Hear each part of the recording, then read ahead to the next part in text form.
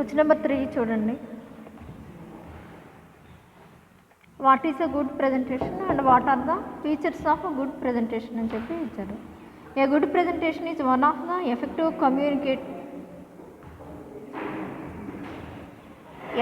communicates its intended message to the audience in clear and engaging and memorable manner. అసలు good presentation అనేది ఎలా ఉంటుందంటే ఎఫెక్టివ్గా communicate చేయడానికి, అలాగే అది ఏమి మెసేజ్ని చెప్పాలని నిర్దేశించబడి చెప్తున్నారో, ఏ మెసేజ్ని చెప్పడానికని సంసిద్ధమై ఉన్నారో దాన్ని చెప్తుంది. ఆడియన్స్కి క్లియర్గా చెప్పేటటువంటి విషయాన్ని వినాలని చెప్పి ఇంట్రెస్ట్గా ఎంగేజ్ అయ్యి వాళ్ళు గుర్తుంచుకునే విధంగా మనం చెప్పగలిగి ఉండాలి. అది గుడ్ ప్రెజెంటేషన్ అవుతుందన్నమాట. ఫీచర్స్ ఆఫ్ గుడ్ ప్రెజెంటేషన్, అసలు ఏ ఏ లక్షణాలు కలిగి ఉండాలండి ఈ ప్రెజెంటేషను అనేది చూస్తే కనుక following are the some important features a good presentation. ఈ ఫీచర్స్ ఏంటి అనేది ఇక్కడ కింద ఇచ్చారు. ఏమని క్లియర్ అయినటువంటి స్ట్రక్చర్ని కలిగి ఉండాలి. ఓకే, క్లియర్ స్ట్రక్చర్ని. Next engaging opening. ఎంతసేపు మనకి ఇక్కడ ఎంగేజింగ్ అనేది లోపిస్తున్నట్టు కనబడింది. అంటే మన ఎంగేజింగ్ ఏంటి మనం పలానా టైం పలానా పని చేయడానికి సంసిద్ధంగా ఉన్నామని చెప్పడం కోసం. అది ఎంగేజింగ్ ఓపెనింగ్, మీరు సంసిద్ధంగా ఉన్నాం వినడానికి అని చెప్పండి. నెక్స్ట్ క్లియర్ మెసేజ్ అనేది స్పష్టంగా ఉండాలి. నెక్స్ట్ వచ్చి విజువల్ ఎయిడ్స్, అంటే దృశ్య ఉపకరణాలు ఏవైతే ఉన్నాయో వాటిని ఉపయోగించాలి. Next relevance and the audience centric, మనకి ఏదైతే చెప్తున్నామో ఆ విషయానికి సంబంధించినవి మాత్రమే ఉండాలి. ఆడియన్స్కి సంబంధించినటువంటి విషయాలు చెప్తే ఇంట్రెస్ట్ అయినవి, లేకపోతే వారికి వచ్చేవి చెప్పేవిగా ఉండాలి. నెక్స్ట్ కాన్ఫిడెంట్ డెలివరీ, ఏదైనా విషయాన్ని చెప్తున్నామంటే కాన్ఫిడెంట్గా నమ్మకం కలిగేలా ఉండే విషయాన్ని చెప్తే మనం వింటాము. నెక్స్ట్ లిమిటెడ్ టెక్స్ట్, మనం చెప్పేటటువంటిది పరిమితమైనటువంటి టెక్స్ట్ గురించి చెప్పండి అని చెప్పి. నెక్స్ట్ ఎంగేజింగ్ స్టోరీ టెల్లింగ్, ఎంతసేపు ఇంట్రెస్ట్ని కలిగించడానికి స్టోరీస్ చెప్తూ ఉంటారు మధ్య మధ్యలో, ఆ కథని ఈ కథని, దానివల్ల వీళ్ళు ఇంట్రెస్ట్గా వింటూ ఉంటారు కథ ఏంటి అని చెప్పి. నెక్స్ట్ ఇంటరాక్టివిటీ, ఎదుటి వాళ్ళు మనకి ఎంతసేపు ఇంటరాక్షన్లో ఉన్నారా లేదా, మనతో కనెక్ట్ అయి ఉన్నారా లేదా అనేది చూడటం. నెక్స్ట్ ప్రాక్టీస్, ఏదైనా ఒక విషయాన్ని చెప్పి ప్రాక్టీస్ చేయించడం, అక్కడికక్కడ చెప్పించడం. నెక్స్ట్ అప్రోప్రియేట్ లెంత్, మనం చెప్పేటటువంటి విషయం బాగా లెంతీ అయింది కాకుండా కొంచెం షార్ట్ చేసి చెప్పండి. నెక్స్ట్ స్ట్రాంగ్ కంక్లూజన్ ఇచ్చేటప్పుడు ముగింపు అనేది ఎలా ఉండాలంటే చాలా స్ట్రాంగ్ అయినటువంటి ముగింపుని ఇవ్వాలి. నెక్స్ట్ అడాప్టబిలిటీ, మనం దేన్నైనా మనం దాన్ని అడాప్ట్ చేసుకునేటటువంటి విధంగా, అంటే దాన్ని అలవర్చుకునే విధంగా, దానికి నిమగ్నమై ఉండే విధంగా అలవర్చుకునే విధంగా ఉండాలి. అది మనం ఆచరించయోగ్యమైన విధంగా ఉండాలి. Next visual and vocal variation, చూపించడము అలాగే వాకల్కి రెండింటికి వేరియేషన్ చూపించాలి. అంటే చూసింది వేరే, నోట్తో చెప్పింది వేరే కదా, రెండింటికి వేరియేషన్ చూపిస్తే విజువల్ అయితే ఇంప్రెసివ్గా ఉంటుంది, వాకల్ అయితే అంతే ఇంప్రెసివ్గా ఉండదు. మనకి మెయిన్ ఈ బొమ్మని చూసి మొత్తం అన్ని పాయింట్లు గుర్తుపెట్టుకొని కొంచెం కొంచెం చదివి మళ్ళీ రాయడానికి ప్రయత్నించాలి. నెక్స్ట్ ఫస్ట్ క్లియర్ స్ట్రక్చర్, అంటే క్లియర్ అయినటువంటి స్ట్రక్చర్లో చెప్పండి అని చెప్తున్నారు. The presentation should have A logical and well organised structure including an introduction, main points, supporting details and a conclusion. This helps the audience following along the understand the flow of to content.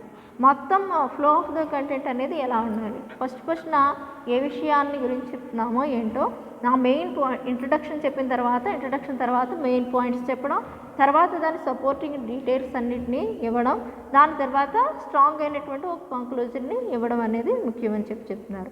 ఆడియన్స్కి ఈ విధంగా చెప్పడం వల్ల ఆ content ఏదైతే ఉందో అది బుర్రలో గుర్తుండిపోతుంది. నెక్స్ట్ ఎంగేజింగ్ ఓపెనింగ్, ఎంతసేపు ఓపెనింగ్ని ఎంతసేపు ఎంగేజ్ అయి ఉండేలాగా, సగం చెప్పేశాక బుర్ర ఎక్కడికో వెళ్ళిపోకుండా అలా చెప్పింది ఆ విధంగా కొనసాగిస్తూ ఉండడం.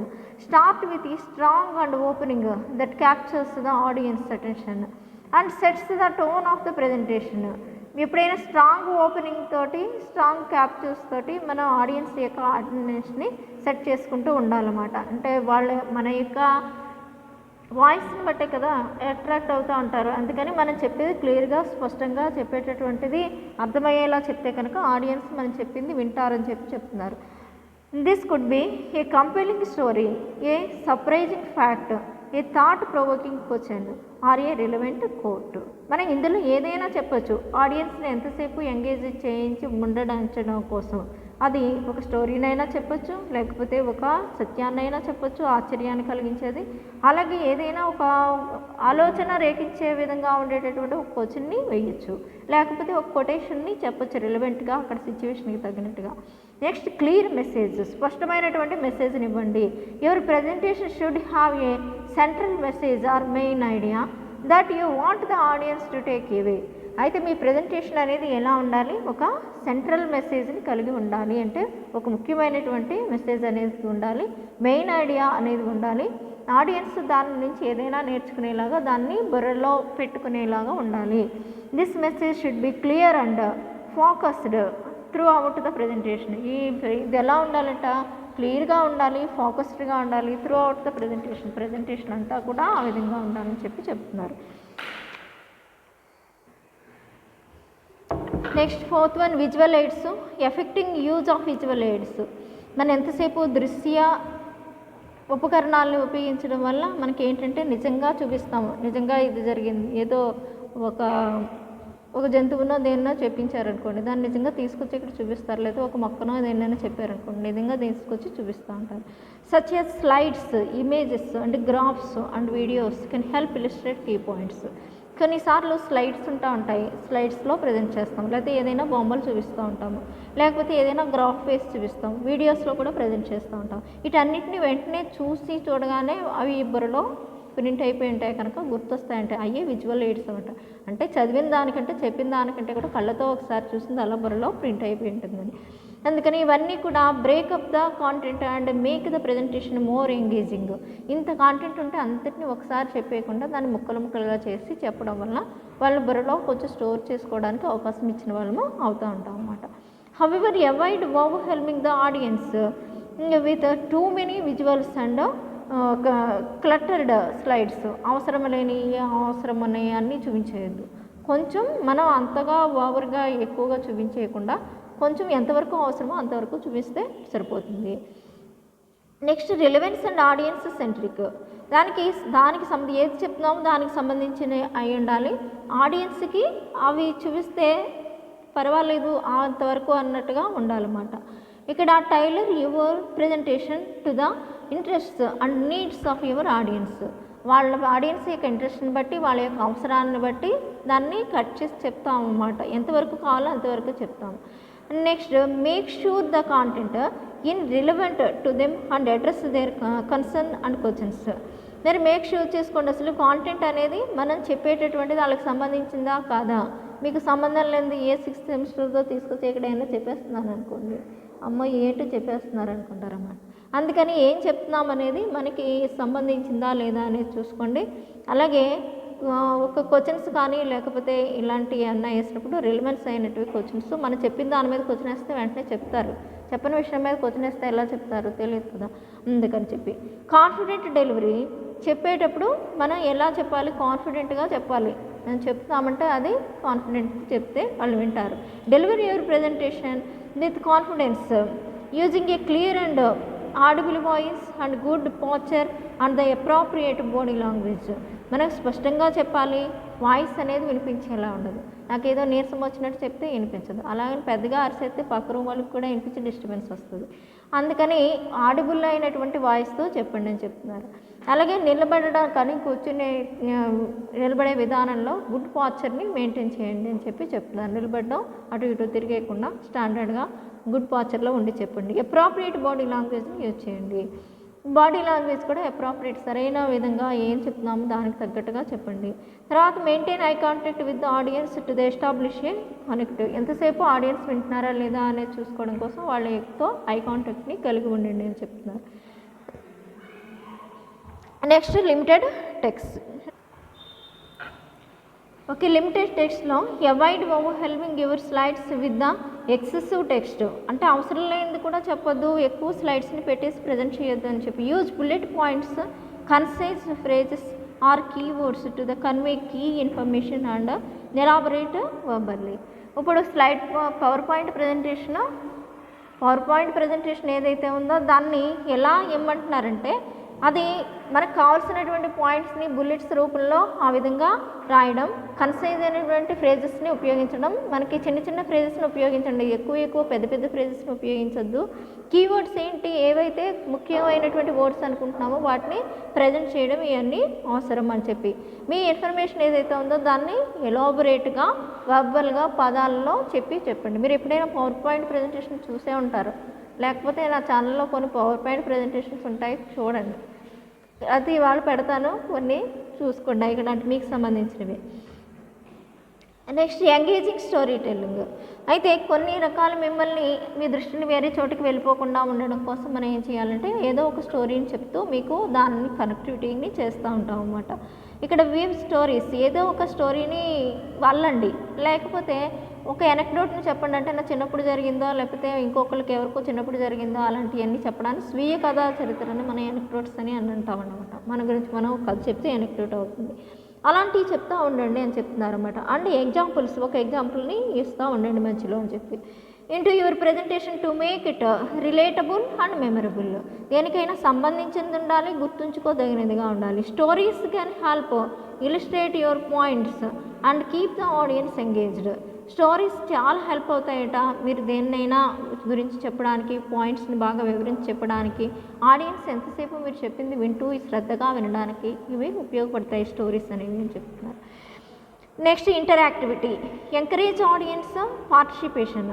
ఆడియన్స్ యొక్క పార్టిసిపేషన్ని కూడా ఎంకరేజ్ చేస్తూ ఉండండి through questions and polls and interactive activities. ఎంతసేపు చెప్పేయడం ఒకటే కాకుండా మధ్యలో క్వశ్చన్స్ వేస్తే వింటున్నారా లేదా అనేది కూడా మనకి అర్థమవుతూ ఉంటుంది. This keeps the audience engaged and allow them to connect with the material. ఇది ఆడియన్స్ని ఎలా ఉంటుంది, ఎంతసేపు వినేలాగా శ్రద్ధగా వినేలాగా చేస్తూ ఉంటుంది, వాళ్ళు కనెక్ట్ అయ్యి ఈ మెటీరియల్ని బాగా నేర్చుకోవడానికి ఉపయోగపడుతూ ఉంటుంది అని చెప్పి చెప్తున్నారు. Next 10th practice.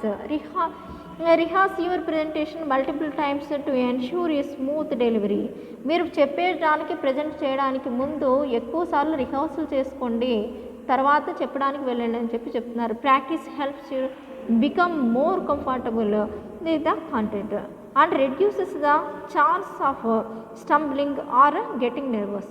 మరి ఈ విధంగా ఎక్కువసార్లు ప్రాక్టీస్ చేసుకుని మనం ఆడియన్స్లో చెప్పడానికి వెళ్ళడం వల్ల దానివల్ల ఏమవుతుందంటే మనం చాలా సౌకర్యవంతంగా చెప్పగలుగుతాము. అలాగే ఆ కాంటెంట్ ఏదైతే ఉందో అక్కడ ఉండేటటువంటి అది నెత్తిగా పలకడం, లేకపోతే దాన్ని చూసి వణుకుతూ చెప్పడం, గెటింగ్ నర్వస్ అంటే వణుకుతూ చెప్పడం, ఇలాంటివన్నీ తగ్గుతూ ఉంటాయి. భయపడుతూ చెప్పడం ఇలాంటివన్నీ తగ్గుతాయి.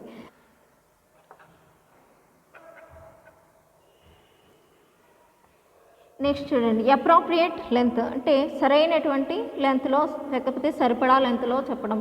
Keep the presentation within a reasonable time frame. ఒక సరైనటువంటి టైం ఫ్రేమ్లో చెప్పేయండి అని చెప్పి చెప్తున్నారు. Respect your audience time by staying within the allotted time and avoiding information overload అయినటువంటి ఇన్ఫర్మేషన్ ఇవ్వకపోతే మనకు నిర్దేశించినటువంటి టైంలో ఈ టైంలో ఇంత ఇన్ఫర్మేషన్ చెప్పాలనుకున్నప్పుడు అన్ని చెప్తే మనకి ఎలాగని స్టోరీలు చెప్పమన్నారని, ఎనక్డోట్స్ చెప్పమన్నారని వాటినే చెప్తా కూర్చోకుండా మన యొక్క సబ్జెక్ట్తో పాటు దాన్ని ఎప్పుడైనా మనం చెప్పాలి తప్ప ఇష్టం వచ్చినట్టుగా చెప్పకుండా, ఓవర్లోడ్ చేయకుండా, ఖచ్చితంగా ఏమి చెప్తున్నారో దాన్ని ఓవర్లోడ్ చేయకుండా అప్రోప్రియేట్ లెంత్లో చెప్పమని చెప్పి చెప్తున్నారు.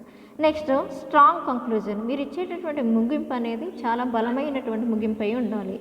Summarise the main points and reiterate your key message in the conclusion. అసలు మీరు ఏమి చెప్పాలనుకున్నారో దాన్ని తిరిగి ఒక్కానించి చెప్పేలాగా మెయిన్ పాయింట్స్ ఏంటో తిరిగి ఒకసారి చెప్పండి కంక్లూజన్లో. A strong ending leaves a lasting impression.